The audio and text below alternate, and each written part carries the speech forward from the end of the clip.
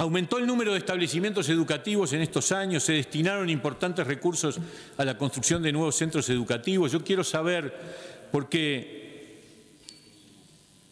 la División de Investigación, Evaluación y Estadística de ANEP decía que en 2006 había 2.781 establecimientos educativos y en 2014 hay 2.800. El stock de centros educativos aumentó 19 centros. Se construyeron unos cuantos liceos en secundaria, pero al mismo tiempo se cerraron escuelas rurales. Y en definitiva el stock de establecimientos tuvo un aumento pequeño. Pero además tenemos problemas en la adecuación, porque, por ejemplo, de acuerdo a mis datos, pero me gustaría saber cuáles son los datos que tiene la ANEP, y de acuerdo a los datos que publicó la División de Investigación, Evaluación y Estadística de ANEP, el número de centros educativos de la UTU, de la educación técnica, bajó de 129 a 127 entre 2006 y 2014. Aumentó la matrícula simultáneamente de manera significativa. No aumentó la matrícula en el sistema de ANEP en general, sí aumentó en el subsistema de educación técnica y, sin embargo, el año ni siquiera hubo capacidad para atender ese aumento parcial de la demanda. El año pasado quedaron alrededor de 2.000 estudiantes sin atender. El día que comenzaron las clases eran 8.000. 8.000, salió publicado en los medios. Terminó en 2.000. Todo indica que este año también van a quedar cierto número de estudiantes, no sabemos cuáles, esperemos que muchos menos, sin poder estudiar en la educación técnica queriendo hacerlo.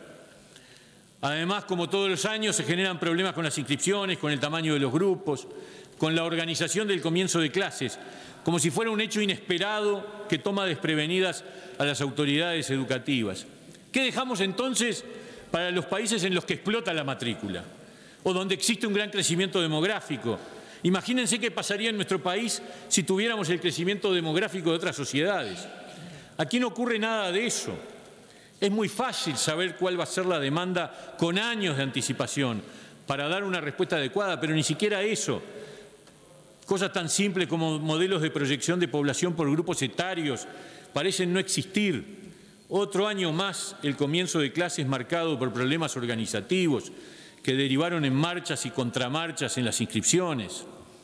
El esfuerzo por evitar la pérdida de estudiantes en el salto de primaria al ciclo básico tuvo problemas. Al comienzo de las clases había alrededor de 2.000 alumnos que no habían confirmado la inscripción.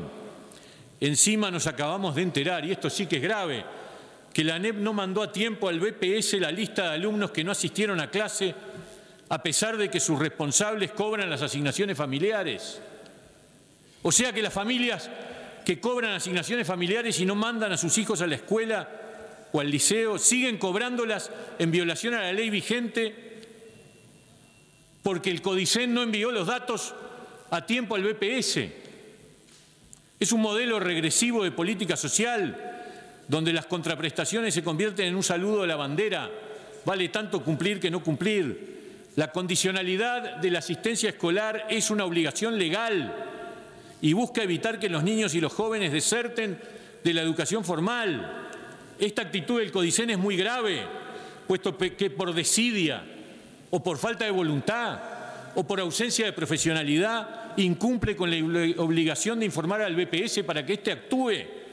Se puede decir que con esta omisión en la aplicación de las normas vigentes el CODICEN está promoviendo la deserción escolar, porque gurises que no van a la escuela no se los aprieta a los padres para que los manden, porque los señores del CODICEN no mandan los datos al BPS para que se aplique la ley vigente.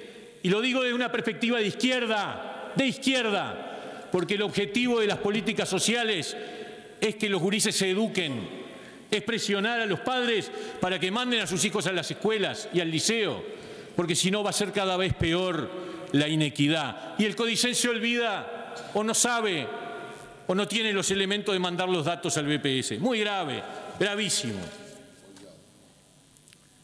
Pasemos a la cobertura. ¿Cuánto hemos aumentado la cobertura entre el 2005 y el 2015? La tasa de cobertura de primaria es universal y se ha mantenido en tales niveles, 98, 99%. Hay que decir también que la cobertura era ya universal con anterioridad al 2005. La tasa de cobertura de 3 a 5 años viene aumentando a buen ritmo, con universalidad en 5 años, casi universalidad en 4, y aumenta la cobertura de 3 años, que era una de las promesas y que yo reconozco que se está avanzando en eso. Nuestros problemas en educación primaria e inicial no son de cobertura o egreso, sino que a nuestro juicio tienen que ver con la asiduidad en la asistencia, con las trayectorias y con los aprendizajes. Algunas de estas cosas las veremos un poco más adelante. Entre los 12 y 14 años ya el sistema era casi universal en el 2000, 95%. Entre 2006 y 2010 cayó levemente al 94% y en 2015 aumentó muy levemente, llegando al 96,2%. Esto además hay que verlo en forma comparada. Estamos hablando de la educación media básica. Argentina y Chile ya nos superaban en el 2000 y en 2013 llegan a cerca del 99%, es decir, plena universalidad. Pero entre 2000 y 2013 Panamá, Brasil, Perú, República Dominicana y Ecuador, partiendo de niveles inferiores al 90%, nos superaron o igualaron en el entorno del 96%. O sea que nuestros avances en cobertura son pequeños. Pero la situación es definitivamente muy grave entre los adolescentes de 15 a 17 años. Desde el Gobierno se defiende que hemos avanzado y se muestran números. Del 2006 al 2015 pasamos de 75 a 82%. Vamos a la comparación. Uruguay, entre 2006 y 2015, aumenta 7 puntos y llega al 82%. Argentina, Brasil y Chile ya estaban por encima de esos porcentajes en el año 2000 y siguieron avanzando. Pero otros avanzan entre 2000 y 2013 mucho más que Uruguay. Ahí tienen algunos datos al respecto. Bolivia aumenta de 76 a 88%, 12 puntos. Ecuador de 63 a 84, 21 puntos. Pero veamos cuánto avanzan aquellos países que se ubicaron en guarismos similares a los de Uruguay hoy. Paraguay pasa de 64 a 81, 17 puntos de aumento. Costa Rica de 58 a 81, 24 puntos de aumento. En definitiva, todos avanzan más rápido que nuestro país. Los que estaban antes por encima aumentaron su ventaja. Los que estaban iguales ahora nos superan. Los que estaban por debajo ahora nos alcanzaron. Fracaso total. Pero estos problemas de cobertura son generales o se concentran en ciertas poblaciones. ¿Saben cuál es la cobertura de los muchachos de 15 a 17 años que provienen del 20% de hogares más pobres? 70% en 2015, según el MEC. Y solo el 57% de los de 17 años. Es decir, más de 4 de 10 están fuera del sistema. Mientras tanto, en el 40% de los hogares más ricos asiste más del 95%. Una inequidad absoluta en la cobertura del sistema educativo. En cobertura a estas edades críticas estamos gestando dos países diferentes. De acuerdo al Sistema de Información de Tendencias Educativas de América Latina, de la UNESCO, que compara al 30% más pobre contra el 30% más rico, la distancia en cobertura era en 2013 la más grande de toda la región, con la excepción de Honduras y Guatemala. ¿No nos da vergüenza? Es propio de Uruguay. Estamos hablando de una enorme inequidad en el acceso a la educación después de más de una década de un gobierno de izquierda. A mí me da vergüenza. De acuerdo a la misma fuente, también Uruguay es el país que menos avanzó cobertura en las edades de 15 a 17 años entre el 2000 y el 2013. Sin embargo, de acuerdo al MEC, hubo un aumento de 10% en la cobertura de los adolescentes de 15, 16 y 17 años del quintil más pobre entre 2006 y 2015. Esto representa aproximadamente un estudiante más por cada 10 que asiste de ese quintil. A los 15 años, hoy asisten 8 de cada 10. A los 16 son 7 de cada 10. A los 17 son 5,5 de cada 10. Tomemos los avances que documentan ANEP y el MEC para proyectar cuándo razonablemente tendremos un sistema universal de cobertura en educación media. El Gobierno dice que quiere universalizar la educación media.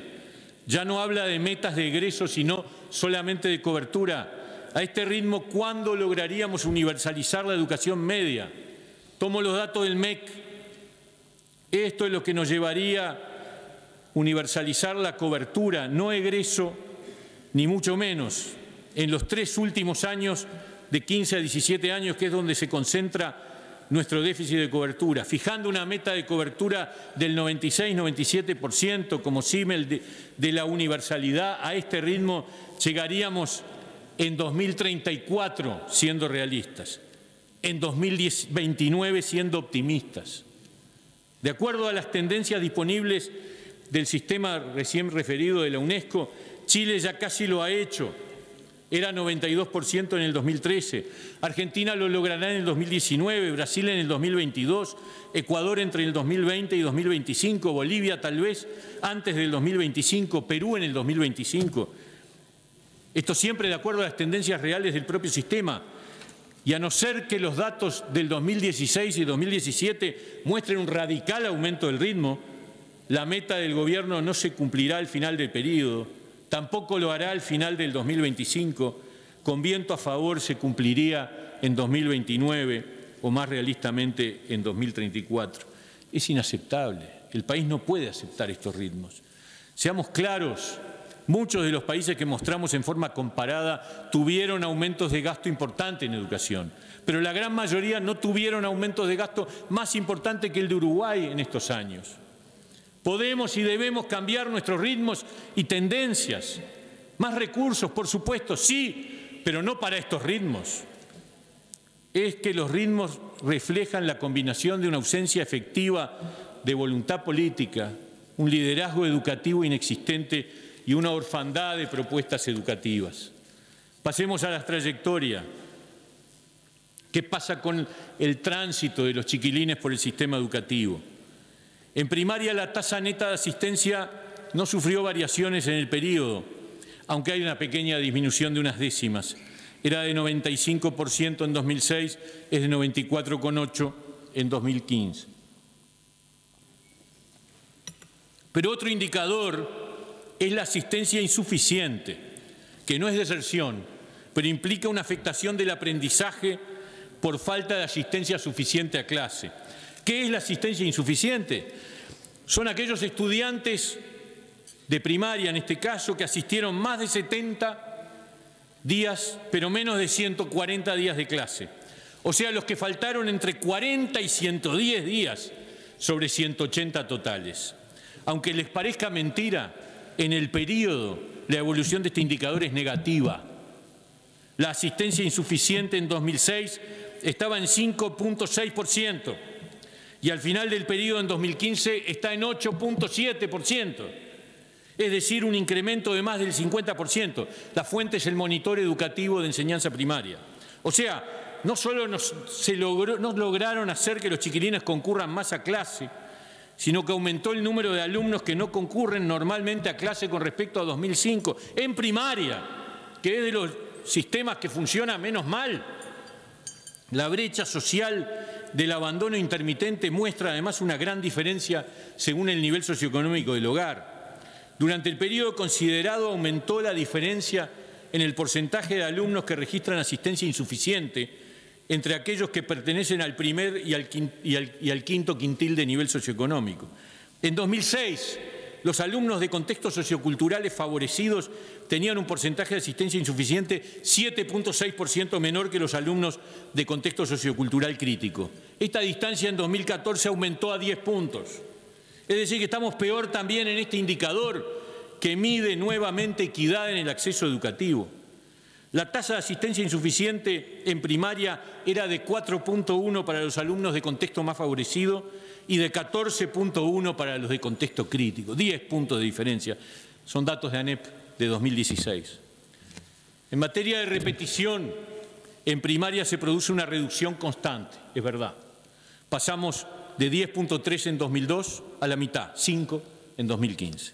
Esta tendencia es positiva y obviamente la reconocemos. Entre tanto desastre, encontrar puntos positivos. Sin embargo, nos queda la duda sobre los procesos de aprendizaje, particularmente si se tiene en cuenta que el porcentaje de repetición en sexto de escuela es de 2%, mientras que el que se registra en primer año del ciclo básico es de 30%. Entonces, además, a la finalización del ciclo de primaria, con extraedad llega al 30%, que terminan primaria después de su edad, y casi 50% llegan con problemas de lectura y cálculo matemático. O sea que tenemos problemas de aprendizaje también en el primer nivel de enseñanza, en la enseñanza primaria. Con respecto a la tasa neta de asistencia, existen dos situaciones bien diferentes en la enseñanza media. La tasa neta de asistencia en el ciclo básico se ubica en 72% en 2005 y al final de periodo se produce un leve crecimiento hasta el 76,8% en 2015.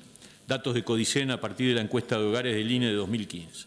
En bachillerato la situación es bien distinta. Comienza en 2005, cerca del 50%. Estamos hablando de la tasa neta de asistencia. Y termina en 2015 en el 45%. Es decir, que en el periodo se redujo la tasa neta de asistencia en enseñanza de educación media superior. Es brutal.